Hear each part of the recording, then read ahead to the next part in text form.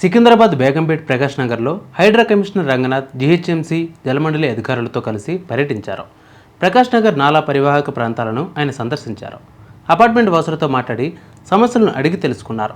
నాలాను పరిశీలించిన హైడ్రా కమిషనర్ రంగనాథ్ నాలా కుచించుకుపోవడంతో వెంటనే నాలా విస్తరణ పనులను చేపట్టాలని ఆదేశాలు జారీ చేశారు.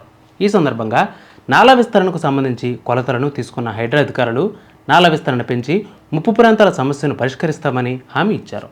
బేగంపేట ప్రధాన రహదారిపై ఉన్న ఓ రెస్టారెంట్లో నాలా కుచించుకుపోయి చెత్తా చెదారం నిలవడంతో వర్షపు నీరు బయటకు వెళ్ళకపోవడంతో రహదారులపై కాలనీలోకి వర్షపు నీరు చేరుకున్నట్లు హైడ్రా అధికారులు గుర్తించారు. కుచించుకుపోయిన నాలాను విస్తరణ చేసి అందులో ఉన్న చెత్తా చెదారాన్ని తొలగించి వర్షాకాలం నేపథ్యంలో ఎలాంటి ఇబ్బందులు లేకుండా చర్యలు తీసుకుంటున్నట్లు తెలిపారు. అలాగే మాదాపూర్లోని వరద ముప్పు ప్రాంతాలను హైడ్రా కమిషనర్ ఏవి రంగనాథ్ గారు సోమవారం క్షేత్రస్థాయిలో పర్యటించారు. నాలాల్లో వరద సాఫీగా సాగుతుందా లేదా, ఎక్కడైనా ఆటంకాలు ఉన్నాయా అనే అంశాలను పరిశీలించారు.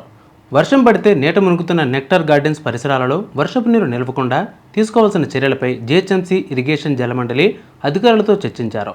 దుర్గం చెరువుకు ఎండాకాలంలో కూడా నీటి కొరత ఉండదు కనుక వర్షాకాలంలో నీటి విలువల స్థాయిని తగ్గిస్తే వరద పోటెత్తుతుందని అధికారులు సూచించారు. వర్షం పడితే నడుములోతు నీళ్లు తమ కాలనీలో నిలబడుతున్నాయని స్థానికులు కమిషనర్కు విన్నవించారు. దుర్గం చెరువుకు ఇన్ఫ్లో ఎంత మొత్తంలో ఉంది, అవుట్ఫ్లో ఎంతనే అంశాలను చెరువు చుట్టూ తిరిగి పరిశీలించారు రంగనాథ్. చెరువు లోపల తూములను గేట్లను కూడా తిలకించారు.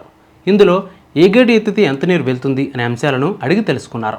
దుర్గం చెరువులో నీటి మట్టం నిర్వహణపై ఇరిగేషన్ జలమండలి జీహెచ్ఎంసీ అధికారులతో సమావేశాన్ని ఏర్పాటు చేయాలని హైడ్రా కమిషనర్ ఏవి రంగనాథ్ గారు నిర్ణయించారు.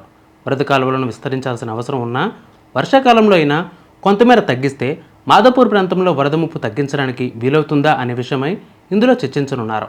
అలాగే దుర్గం చెరువు దిగువ భాగంలో ఆక్రమణలతో పాటు వరద కాలువకు ఉన్న ఆటంకాలను కూడా పరిశీలించారు.